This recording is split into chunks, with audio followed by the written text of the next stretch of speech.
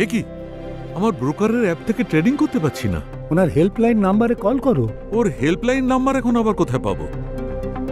আরে অনলাইনে চেক করো। হ্যাঁ। হ্যালো, আমার ক্লায়েন্ট আইডি KK1234। আমি আপনাদের অ্যাপে রেজিস্টার্ড, কিন্তু আমি ট্রেড করতে পারছি না। স্যার কিন্তু আমাদের কাছে এমন কোনো ক্লায়েন্ট আইডি তো রেজিস্টারই নেই। কি? না না না না, কিছু গন্ডগোল হচ্ছে। দেখুন, আপনাদের অ্যাপে আমি টাকাও ট্রান্সফার করেছি। আপনি আরেকবার দেখুন না।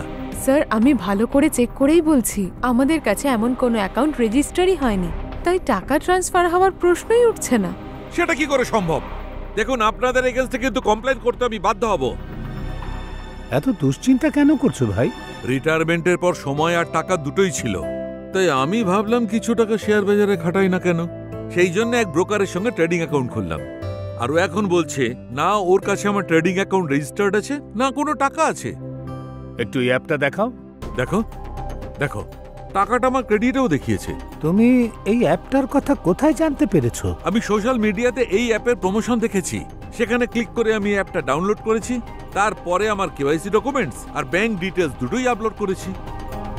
তারপরে তো টাকাও ট্রান্সফার করেছি। ওই লিঙ্কটা দেখাও তো যেখানে ট্রান্সফার করেছো। এই দেখো। এ তো ফিশিং লিঙ্ক মনে হচ্ছে। একে তো ঝামেলায় আছি, তারপরে মজা করছো। Phishing link? আমি কি এখানে মাছ ধরতে বসে আছি? তুমি নয়, ওই প্রতারকরা, ওদের জালে তুমি ফেঁসে গেছো। মানে এই রকম লিঙ্কগুলোকে ফিশিং লিঙ্ক বলা হয়, যারা তোমাকে সেই ওয়েবসাইটে নিয়ে যাবে যা একেবারে আসল ওয়েবসাইটের মতন দেখতে, যারা তোমাকে দিয়ে এমন অ্যাপ ডাউনলোড করাবে যা দেখতে একেবারে ব্রোকারের অ্যাপের মতন, যাতে ওরা তোমাকে ফাঁসাতে পারে। তবে বুঝতে কি করে পারবো যে কোন অ্যাপ বা কোন ওয়েবসাইটটা সঠিক? এইরকম মেসেজ আর লিঙ্ক সবসময় যাচাই করে নেওয়া উচিত যে সেটা কোথা থেকে এসেছে। সবসময় বিশ্বস্ত সূত্র থেকে এই অ্যাপ ডাউনলোড করা উচিত। যদি বিন্দুমাত্র সন্দেহ হয় তাহলে নিজের ব্রোকারের সঙ্গে যোগাযোগ করে এইরকম অ্যাপ আর ওয়েবসাইটের সম্পর্কে জেনে নিতে হয়।